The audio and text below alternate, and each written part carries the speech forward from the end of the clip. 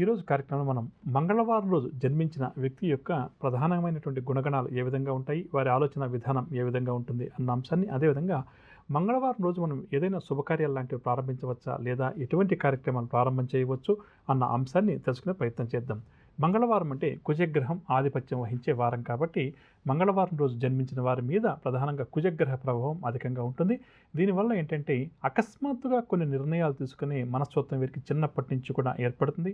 అదేవిధంగా అకస్మాత్తుగా ప్రమాదాల బారిన పడడం కూడా కాస్త ఈ మంగళవారం రోజు జన్మించిన వారికి కొంతవరకు అధికంగా ఉంటుంది. ఆవేశం, కోపం లాంటివి వస్తే ఈ మంగళవారం రోజు జన్మించిన వారు ఏంటంటే వాటిని నిగ్రహించుకోలేకపోవడం చేత ఇబ్బంది పడతారు. కాబట్టి ఇలా మంగళవారం రోజు జన్మించిన వారు మన ఇంట్లో ఎవరైనా ఉన్నప్పుడు చిన్నప్పటి నుంచి కూడా వారికి కొంతవరకు ఓర్పు వహించేలా మనం అలవాటు చేయాలి. ప్రతి విషయం కూడా తొందరపడకూడదు, గొడవలకు దిగకూడదు, సాధ్యమైనంత వరకు కూడా సంయమనాన్ని పాటించాలి అన్న విధంగా మనం నేర్పించి వీరికి కొంతవరకు యోగా కానీ, ధ్యానం ఇటువంటివి ఏర్పాటు చేయడం, అదేవిధంగా భగవంతుడి పట్ల ఎప్పుడూ నమ్మకం ఉండేలా కొంతవరకు చేస్తే మాత్రం తప్పకుండా కూడా జీవితంలో ఈ మంగళవారం జన్మించిన రోజు విజయాలు సాధిస్తారు.